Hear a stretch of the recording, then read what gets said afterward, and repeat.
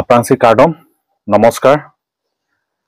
আজি মই ৰিপৰ্টাৰ তথা সাংবাদিক বন্ধুসকলক মোৰ ঘৰত নিমন্ত্ৰণ কৰিছোঁ আৰু ইয়াৰ মূল উদ্দেশ্যটো আছিল আৰু আপোনালোকক মই দুআষাৰ মোৰ মনৰ কথা প্ৰকাশ কৰিবৰ কাৰণে আজি মই সাংবাদিকৰ যোগেদি আপোনালোকৰ আগত মোৰ মনৰ কথা প্ৰকাশ কৰিব বিচাৰিছোঁ। যিহেতু মই আঞ্চলিক দলৰ ASDC পাৰ্টিৰ এজন সদস্য হিচাপে আছোঁ আৰু আছিলোঁ আৰু মই ASDC প্ৰাৰ্থীৰ 2022ত মই প্ৰতিদ্বন্দ্বিতা কৰিছিলোঁ 24 নং দেওপানী সমষ্টিৰ হৈ। সেই গতিকে মই সৰ্বপ্ৰথমৰ দেওপানী সমষ্টিৰ ৰাইজক সৰ্বপ্ৰথমে মোৰ নমস্কাৰ, কাৰ্ডম, নমস্তে। তো আজি মই 24 নং দেওপানী সমষ্টি বিভিন্ন দল সংগঠন আছে, বিভিন্ন জাতিৰ নেতা আছে আৰু বুদ্ধিজীৱী বিষয়ববীয়াসকল আছে আৰু সচেতন ব্যক্তিসকল আছে। তো সেই গতিকে মই প্ৰত্যেক ব্যক্তিৰ লগত যোগাযোগ কৰিব নোৱাৰিলেও বৰ্তমান মই এই মিডিয়াৰ যোগেদি সাংবাদিকৰ যোগেদি মই আপোনালোকক মোৰ মনৰ কথা খুলি ক'ব বিচাৰিছোঁ। আজি মই ASDC দলৰ পৰা মই ত্যাগ কৰি মই কংগ্ৰেছলৈ যোগদান কৰিম বুলি এটা সিদ্ধান্ত লৈছোঁ। অহা 10 তাৰিখ মই ডিফুত যোগদান কৰিম আৰু যিমান লগৰ বন্ধু বান্ধৱীসকল আছে সকলোৱে যোগদান কৰিব বুলি মই আশাবাদী আৰু দেওপানী সমষ্টিৰ ৰাইজেও এই মোৰ সিদ্ধান্তৰ লগত নিশ্চয় সন্মত হ'ব বুলি মই আশা প্ৰকাশ কৰিছোঁ আৰু আশা এটা আছে আৰু আমি সকলোৱে কংগ্ৰেছত যোগদান কৰাটো বিচাৰোঁ। কাৰণ আমি ভাবিব লাগিব, দকে চিন্তা কৰিব সময় আহি গ'ল। আজি বিজেপি চৰকাৰ 10টা বছৰ পাৰ অতিক্ৰম কৰিলে। তো সেই বিজেপি চৰকাৰক আমি সলনি কৰিব লাগিব। যিকোনো চৰকাৰেই নহওক, আমি 10 বছৰ বা 15 বছৰ মূৰে মূৰে চৰকাৰ সলনি কৰি থাকিব লাগিব। তেতিয়াহে উন্নয়ন হ'ব, ডেভেলপমেণ্ট হ'ব, কম্পিটিশ্যন হ'ব। আজি আমি দেখিছোঁ বিজেপি কৈ থাকিলে নহ'ব। আজি আমি অন্য জগাৰ চিন্তা কৰিলে নহ'ব।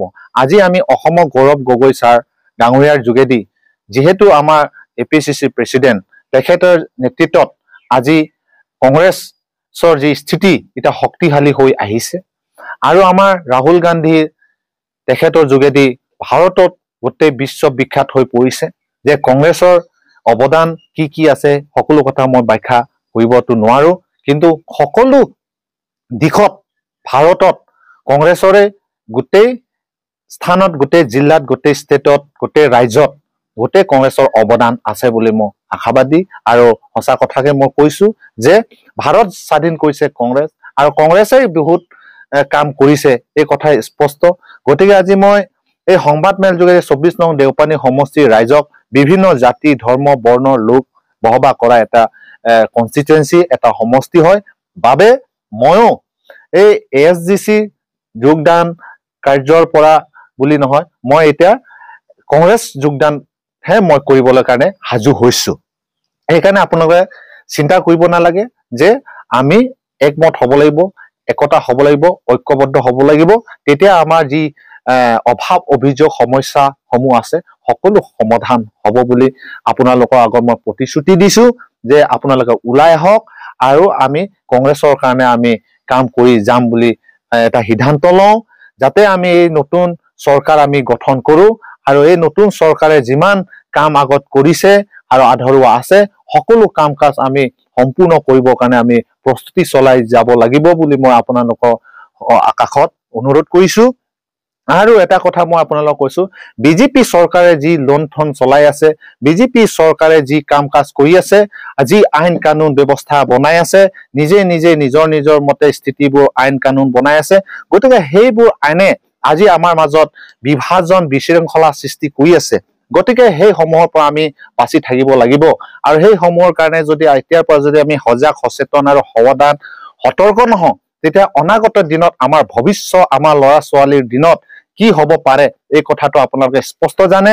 আৰু আমাৰ অসমৰ চিফ মিনিষ্টাৰ হিমন্ত বিশ্ব শৰ্মা সদায় মিয়া কৈ আমাৰ অসমীয়া অস্তিত্ব আৰু আমাৰ অসমক কোনটো দিশত আমাক লৈ গৈছে আৰু কোনটো দিশত অতিক্ৰম কৰি গৈ আছে এই বিজেপি চৰকাৰে, তো এই কথাটো আমি সকলোৱে গম পাইছোঁ। আৰু আমাৰ কাৰ্বি আংলঙতো সেই দিন আহিছে যাতে আমাৰ কাৰ্বি আংলঙৰ হাজাৰ বিঘা মাটি আজি আম্বানী আদানী অন্যান্য এইবোৰ মাটি কি যোগেদি কেনেকুৱা ধৰণে এই মাটিসমূহ তেওঁলোক দান কৰিছে নে বিক্ৰী কৰিছে সমূহ ৰাইজে গম পাই আছে।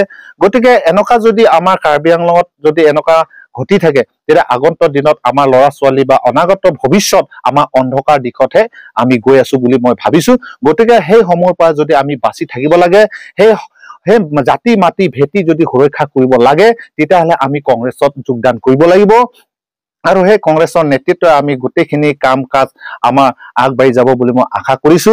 আৰু আমাৰ কাৰ্বি আংলঙৰ যিহেতু দাবী এটা আছে আৰ্টিকল 244A অট'নমাছ ষ্টেট, সেই সমূহ আমাৰ কাৰ্বি আংলং জনসাধাৰণৰ বিভিন্ন জাতি জনগোষ্ঠী ধৰ্ম বৰ্ণৰ লোক যি দাবী, সেই দাবীটো নিশ্চয় এদিন পূৰণ হ'ব বুলি মই এই কংগ্ৰেছ চৰকাৰকো মই এটা অনুৰোধ, আৰু সেই অনুৰোধটো আমাৰ ৰাইজৰ অভাৱ অভিযোগ আৰু সেই সমস্যা সমাধান নিশ্চয় কৰিব আৰু সেই দাবী পূৰণ কৰিব বুলি মই আশা কৰিছো।